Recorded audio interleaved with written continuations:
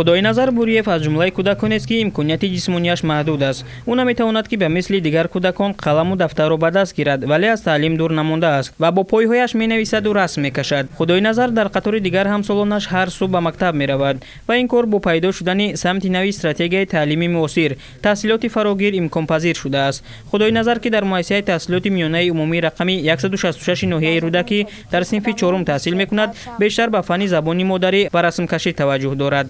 من رسام شدن میخوام و کشیدن رسم ها رو دوست می‌دارم و در مکتب با کشیدن رسم ها طلبگانم یادم میگیرم. من میnnatداری خدا بر پیشوای ملت محترم جناب عالی امام علی رحمان میرسانم، چون که او پیوسته ما معیوبان را دستگیری مینماید.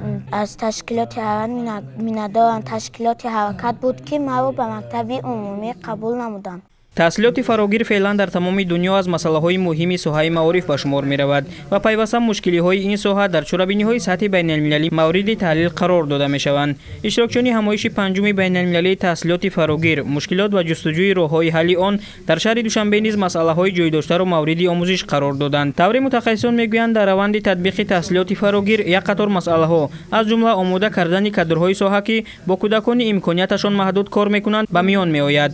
ташкили чунин ҳамоишҳо имкон медиҳад ки мамлакатҳои ҷаҳон аз таҷрибаҳои якдигарӣ омӯзанд. таҳсилоти фарогир дар назар дорад ки кӯдаконе ки дар самти рушд аз кӯдакони маъмулӣ тафовут доранд бояд якҷо бо ҳамсолони худашон дар як синф дар як муассиса ба таълим фаро гирифта шаванд. ин албатта аз муассисаҳои таълимӣ тақозо мекунад ки барои таъмини шароити мусоид барои чунин нави гурӯҳи кӯдакон боз ҳам аз нуқтаи назари инфрасохтор ҳам аз нуқтаи назари фарҳанги муносибат бо ин гуна кӯдакон чораҳои заруриро биандешад. гузашта аз ин татбиқи таҳсилоти фарогир робитаи хеле пурсамари хонавода муассисаи таълимӣ ва ҷомеаро тақозо мекунад. дар ин ҳамоиш мутахассисон аз ҷумҳуриҳои ӯзбекистон, қазоқистон, қирғизистон ва дигар давлатҳои дунё андешаронӣ намуда зикр доштанд ки таҳсилоти фарогир ба ҳамаи кӯдакон барои дастрасӣ пайдо намудан ба таълим имкониятҳои баробар медиҳад. ин навъи таҳсилот кӯдакони имкониятҳои маҳдуддоштаро ба зиндагии фаъолона ва идомаи таҳсил ҳавасманд месозад. Когда говорят об инклюзивном образовании, подразумевают детей с ограниченными возможностями, но это касается и детей одаренных, это касается и национальных меньшинств, это касается детей независимо от их национальной принадлежности, вероисповедания и так далее. Потому что на образование имеет каждый человек право. Конечно, эта проблема очень серьезная, очень тяжелая. За несколько лет решать все эти проблемы невозможно.